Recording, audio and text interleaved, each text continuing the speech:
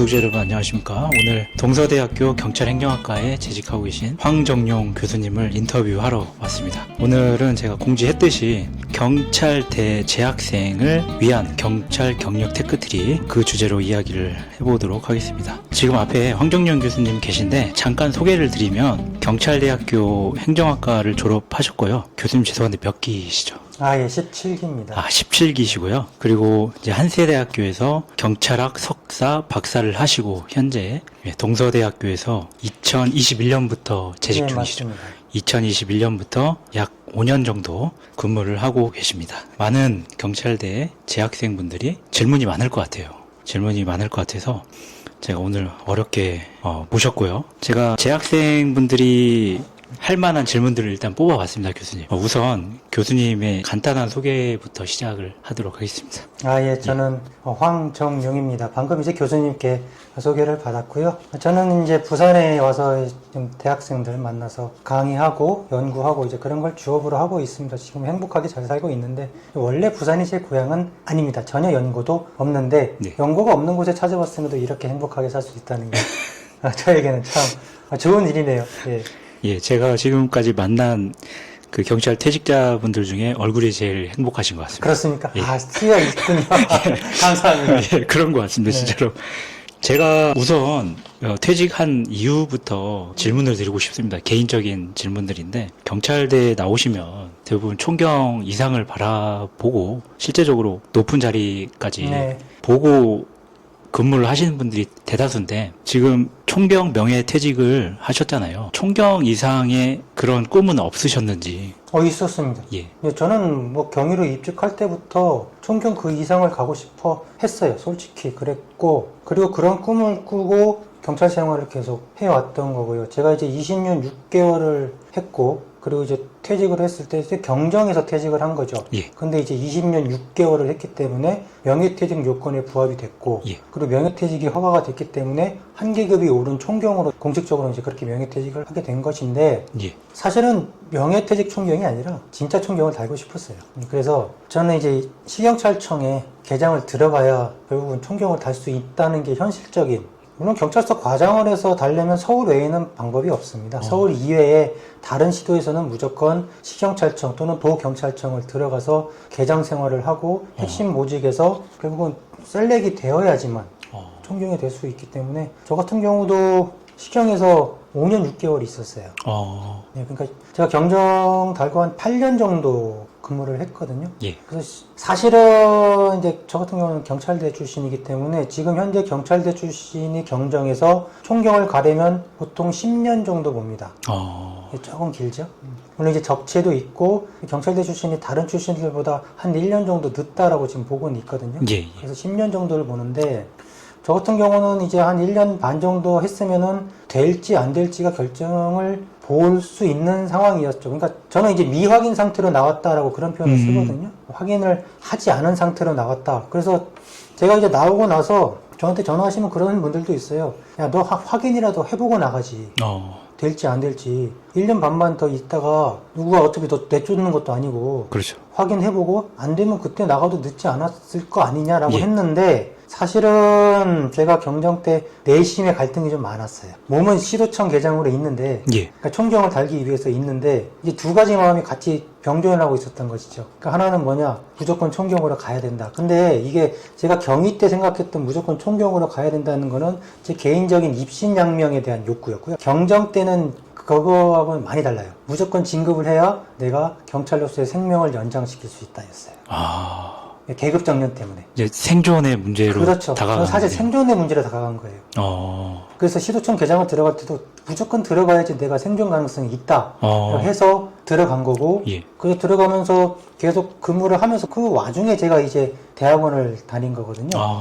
이제 물론 이제 대학원 선택할 때 현실적으로 내가 주말에 다닐 수 있고 뭐 이런 대학원을 선택을 이제 해가지고 간 건데, 처음에 대학원 이제 석사를 갈 때는 원래는 요게 총경 승진하고 맞물린 선택이에요. 가점 맞습니다. 역시 정확하게 알고 계시네요. 가점. 이게 이제 석사학에 가점이 있다 보니까. 그렇죠. 결국은 뭐 총경 승진도 아주 작은 점수 차이로 당락이 결정이 되니까 석사 가점을 따야 되겠다 해서 등록을 하고 다녀서 학위를 땄는데 그럼 이제 사실은 원래대로라면 그만둬야 되거든요. 예. 석사만 따고 다시 나는 시도청 계장의 자리에서 열심히 막 일을 해야 되는데 그쵸. 그때 내심의 갈등이 이미 석사 과정에서 저 길을 가볼까? 네, 저 길 가볼까 이 생각이 들기 시작했어요. 그때 학위를 따자마자 그런 감정. 따자마자가 아니라 따기 전부터. 예. 따는 그 과정에 이제 코스웍 과정이 있잖아요. 예, 2년 조금 넘는 코스웍 과정이 있는데 이 코스웍 과정에서 내가 이 길 괜찮은데 사실 이 생각이 들었던 거예요. 자기 석사 연구 진행해보다 보니까 뭐 코스웍 과정에서 교수님도 수업 듣고 하다 보니까 이게 재밌다고 해야 될까? 이제 공부가 재밌다. 네, 공부가 재밌다. 공부가 재밌다고 하면은 사실은 좀 어폐가 있을 수도 있는데 저도 공부가 재미없었어요. 그러니까 대학교를 졸업하고 나서 제가 이제 대학원 석사과정 밟기까지 한 15년 정도 좀 안 되나? 뭐 그런데 그 기간 중에 제가 했던 공부는 딱 승진시험 공부밖에 없었거든요. 승진시험 공부 재미없어요. 그렇죠. 전 해보진 않았지만. 네, 정말 재미없었어요. 재미없는데 그냥 하는 거예요. 승진을 하려면 공부를 해야 되니까 했던 거고.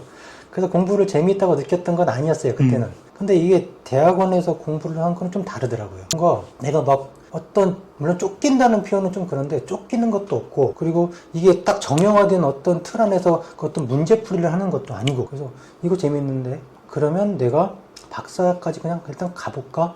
그래서 저는 석사에서 박사로 가는 그 과정에서 없었습니다. 휴식이 없었습니다. 그냥 바로 이은 거예요. 그냥. 바로 가셨구나. 바로 이었습니다. 바로 이어가지고 내가 이거를 박사를 따보면서 지금 현재 내가 가지고 있는 내심의 갈등을 어느 쪽이 많은지 확인해보자. 그거였고 그 내심의 갈등에 대해서 조금 더 구체적으로 좀 설명. 두 개죠. 예. 경찰을 계속 할 거냐? 예. 아니면 내가 새로운 길을 잡아서 갈 수 있다면 그 길로 틀어갈 거냐? 이게 두 개인데 둘 중에 어느 게 좋은지를 명확하게 그때 몰랐던 거예요. 근데 사실은 지금 제가 돌이켜 생각해보면 이미 마음이 현직에서는 다른 길로 기울었으니까 아마 그런 고민을 했을 거라고 돌이켜보면 그렇게 생각을 하는 건데 이제 그 당시에는 양손에 떡을 같이 쥐고 있는 거죠. 그렇죠. 예. 하나는 승진, 하나는 박사. 이렇게 두 개를 가지고 승진을 놓지 못한 이유가 딱 하나입니다. 생존. 왜?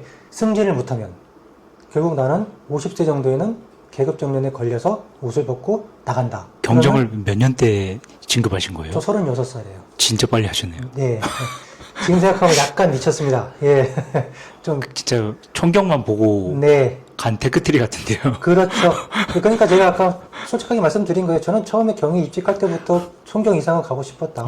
그래서 달린 거고요. 그냥 경주마처럼 달렸던 거고 36살 될 때까지는 좋았는데요. 이제 50이라는 숫자가 딱 다가오잖아요. 그렇죠. 만약에 내가 여기서 진급 안 되면 50살은 내 아웃. 50살에 아웃되면 제가 아이들이 셋이거든요. 그러면 이 아이들이 어떻게 내가 키울까 하는 고민? 아직 어린데. 현실적인 그런 고민들. 이 어린 아이들 학생 때 돈 많이 들어가는데 어떻게 하지? 고민하고 같이 겹치는 거죠. 그러면 가장 두려웠던 건 뭐냐면 제가 집에 갔을 때 이제 진급이 안 되고 50살 넘어서 집에 들어가면 애들이 저를 어떻게 쳐다볼까? 경멸의 눈빛? 진짜 저도 애 아빠지만 네. 상상을 하니까 갑자기 아찔하죠. 와닿네요. 예, 와닿네요, 갑자기. 네, 아찔하죠. 예. 그게 정말 두려웠어요. 그렇구나. 제가 추가 질문 드리면 상상이 안 갑니다. 이게 어떤 상상이냐. 저희 같은 이제 비관부 출신 분들은 이 경찰대 출신 경찰관 분들 보면 그러니까 앞길이 다 정해져 있고 탄탄대로로 갈 거라는 그런 믿음이 있어서 네. 솔직히 지금 교수님께서 지금 말한 두려움이 잘 이제 상상이 안 가는 거죠. 경찰대 분들도 이런 두려움을 가지고 사셨구나. 사실 본인의 입장이 돼보지 않으면 아무도 몰라요. 그래서 그 길에 서보지 않으신 분들이 그걸 이해하기는 불가능합니다. 그리고 이해를 안 하시는 게 맞고. 그렇죠. 예, 왜? 본인의 입장이 아닌데 이해를 할 필요 없죠. 근데 이제 그 길에 서 계신 분들에게는 그게 다른 문제라는 것만 말씀을 드리는 거고요. 그래서 그 양손에 쥐고 그게 하나. 그러니까 제가 시도청 개장을 계속 하고 있었던 거예요. 그 동력으로. 왜? 이제 교수님이 아시겠지만 박사 이끌어 교수가 아니잖아요. 박사는 그냥 학위죠. 맞아요. 나한테 돈을 가져다 주는 직장이 아니잖아요. 그러면 박사를 받아서 교수 임용이 되어야지만 내가 또 다른 나의 테크트리가 생기는 거니까. 근데 문제는 박사 이끌어 교수가 지금 전혀 아니지 않습니까? 그렇죠. 전혀 지금 그게 그것도 아니잖아요. 이제 불확실한 네, 시나리오가 완전 존재하고. 불확실이잖아요.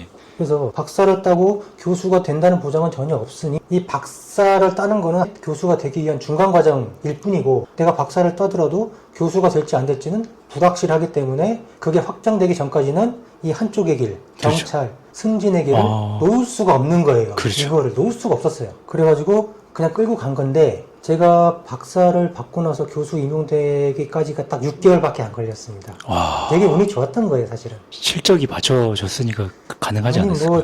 그보다는 그냥 운이 좋았던 거라고 생각합니다. 임용 과정에는 워낙 변수들이 다양하니까. 그러면 박사학위를 언제 취득하셨죠? 21년도 2월. 몇 세였습니까, 그때? 43세. 만 43세요? 네. 그러면 따자마자 기회가 돼서 바로 임용이 되신 거예요? 21년도 이제 5월달, 6월달에 이제 각 대학에서 이제 9월 1일자 임용자들을 뽑잖아요. 예. 이제 거기에 이제 응모를 한 거고. 예. 그래서 지금 이제 제가 현재 몸담고 있는 이곳에서 저를 셀렉을 한 거죠. 너를 뽑겠다. 그 임용 통지를 받은 게 21년도 7월이에요. 제가 그날 사표 던졌습니다. 네. 그러니까 1년 반 더 있었으면 총경이 될지 안 될지 확인이 가능한 시점이라서 그때 말이 많았어요. 왜 나가냐? 그쵸. 1년 반 뒤면은 너 되든 안 되든 결정 난다.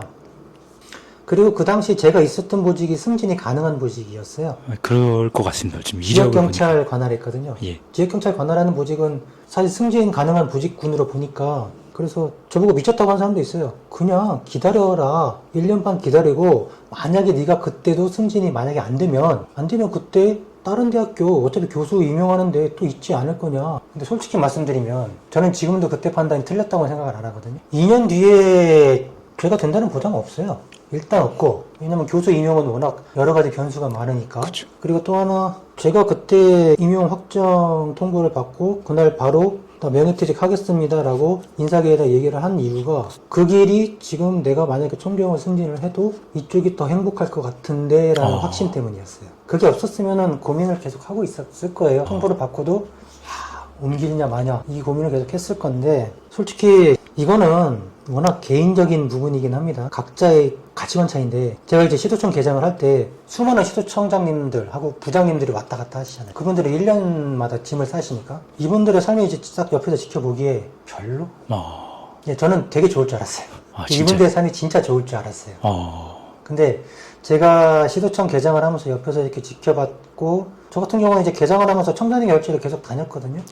진짜요? 이야. 예, 그때는 개장들이 다니던 시절이에요. 지금은 과장님들이 다니실 거예요. 제가 할 때는 개장들이 많이 다녔는데 다니면서 이렇게 보면 그분들의 표정이 별로 행복하진 않았다. 명하나 말씀하시는 건가요? 네, 그렇죠. 명하나. 그리고 이제 부장님들도 마찬가지고 부장님들보다도 청장님들이 더 고뇌가 크고 그리고 이분들이 이제 대부분 다 서울에서 생활을 하셨기 때문에 저는 이제 인천시경에 있었는데 가깝다고 해서 집에서 다니시는 분들은 하나도 없었어요. 그래요? 전부 관사 생활이었습니다. 관사 생활. 예, 그러면 사모님들이 내려오실 수가 없어요. 왜? 가족이 있잖아요. 그쵸. 딸이 또 있잖아요. 그쵸.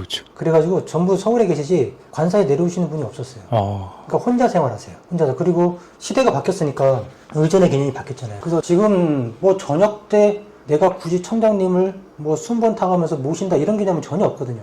물론 내가 승진을 하기 위해서 자발적으로 모시는 분들은 있겠죠. 그런 분들 빼고는 안 모셔요. 그렇구나. 그러니까 이분들도 저녁 때 외로우세요. 제가 옆에서 지켜보기엔 그랬습니다. 외로운 분들. 집에 가면 자기가 그냥 밥솥에서 밥 꺼내가지고 마른 반찬 몇 개 꺼내가지고 식사하고. 어떤 사장님이 저한테 한번 해주신 말씀이 있었거든요. 카톡 있잖아요. 카톡. 하루에 한 50개 정도의 보고를 카톡으로 받는데요.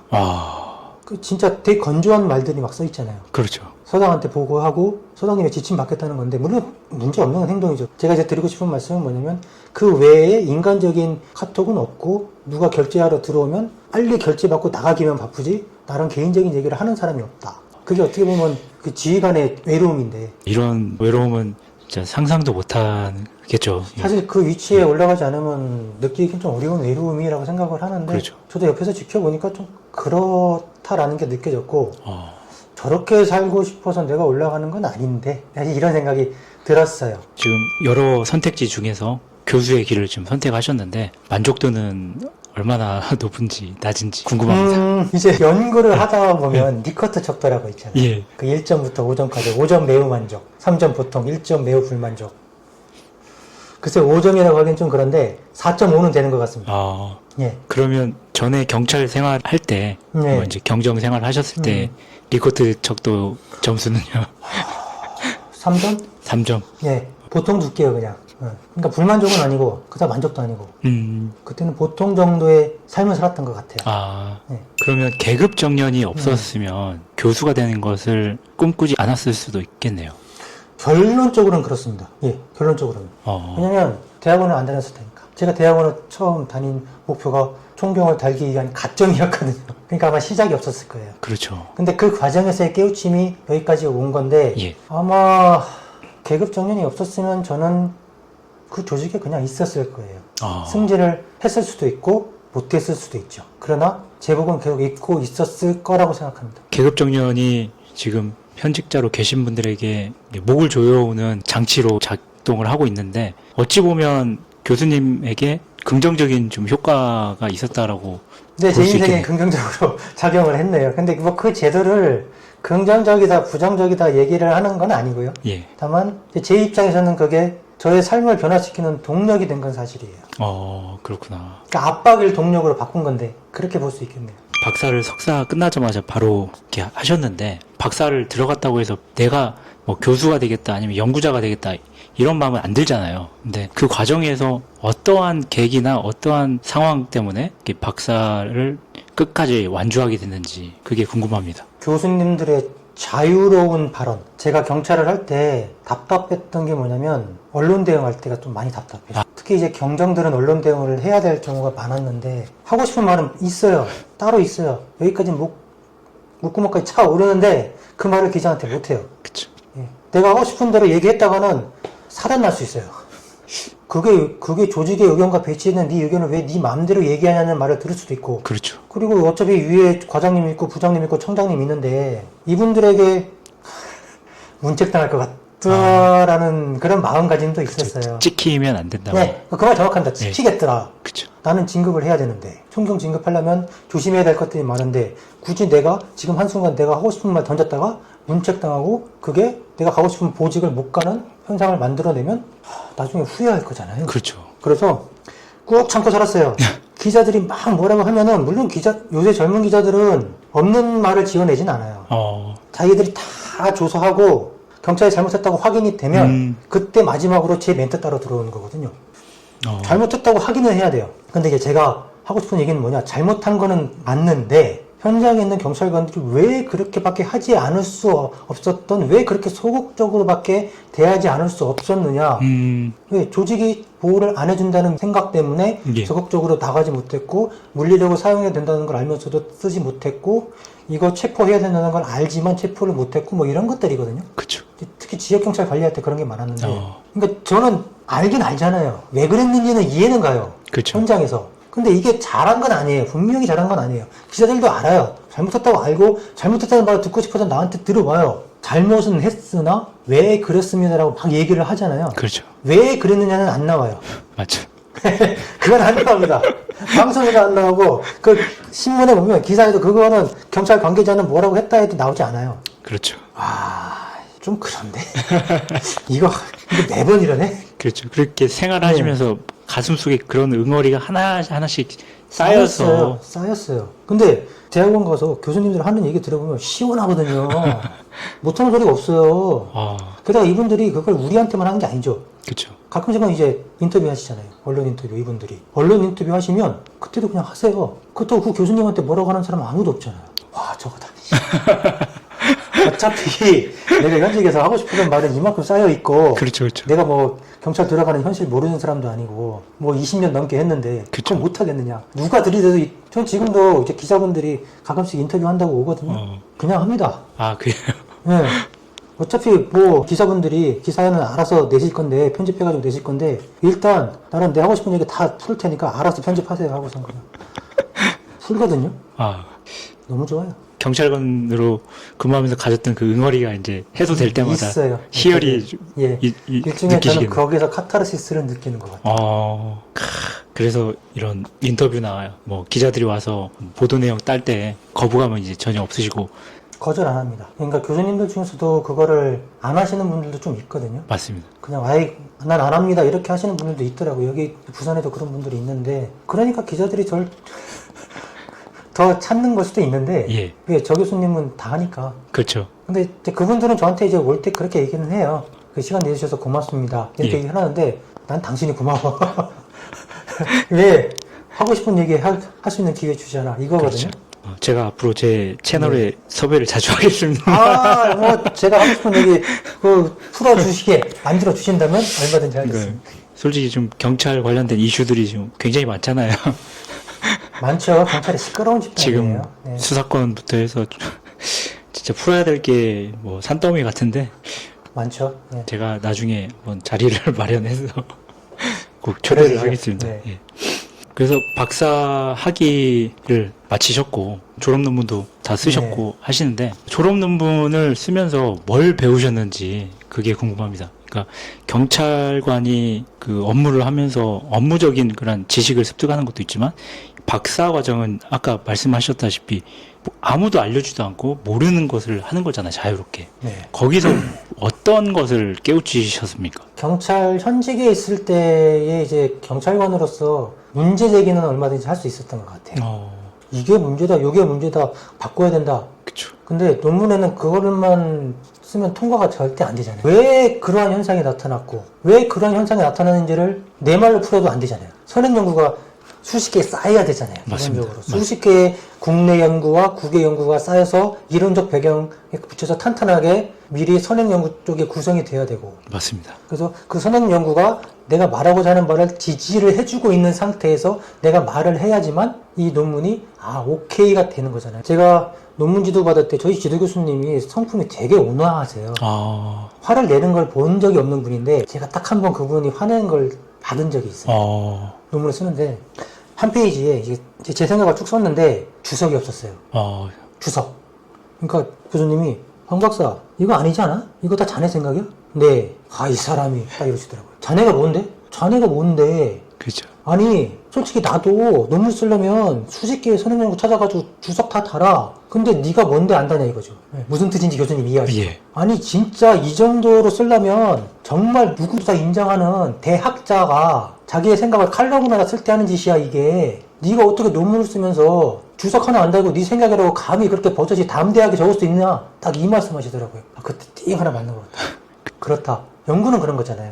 내 생각 옳다고 그냥 딱 쏟아낸다고 아무런 뒷받침이 안 되는 거. 그거를 수많은 연구 결과들로 뒷받침해주고 또는 양적인 연구가 필요하면 그걸 통계로 나타내가지고 이게 유의미하다 무의미하다 다 따져가지고 그걸 하나하나 지리하게 기술해주고 그러면 통해서 결론을 내고 그렇죠. 이런 과정들이잖아요. 예. 그걸 배운 거죠. 그러면서 함부로 내 생각이라고 떠드는 건 위험하겠구나. 내 생각을 말하고 싶어도 기본적으로 선행 연구는 몇 개 찾아보고 그게 지지를 하면 그때 떠들어야 되겠다라는 것도 깨달은 게 그때. 아까 이제 자유에 대한 목마름을 말씀해 주셨는데 연구하신 활동을 보니까 정말 많은 연구를 하셨더라고요. 찬스만 많습니다.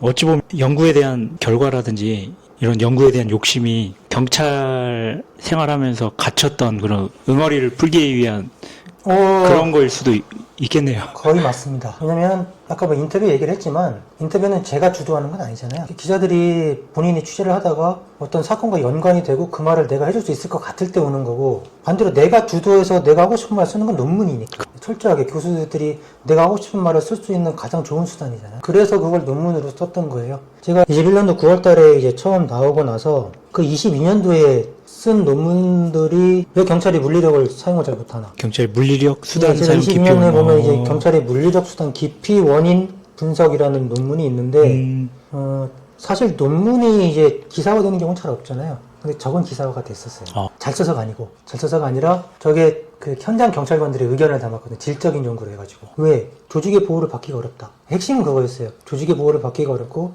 감찰 조사가 바로 들어오기 때문에 내가 심리적으로 위축된다. 뭐 이런 것들인데 그런 것들을 이거를 제가 경찰 있으면서 예를 들어서 지역경찰 관리하는 계장 입장에서 있으면서 저런 논문을 쓴다? 위험합니다. 예, 그렇죠. 저한테 위험합니다. 못해요. 그러니까 그거를 제가 나오고 나서 바로 쓴 거예요. 하고 싶었던 말을 진짜 논문을 통해서 배출을 하신 거네요. 네, 그런 겁니다. 학자를 꿈꾸는 또 경찰대 학생분들이 계실 테니까 그런 학생들이 이제 이런 자유, 이 학문 활동을 하면서 얻는 자유와 해방감, 이런 것들도 얻을 수 있겠구나 이렇게 통찰을 할 수 있을 것 같습니다, 학생들이.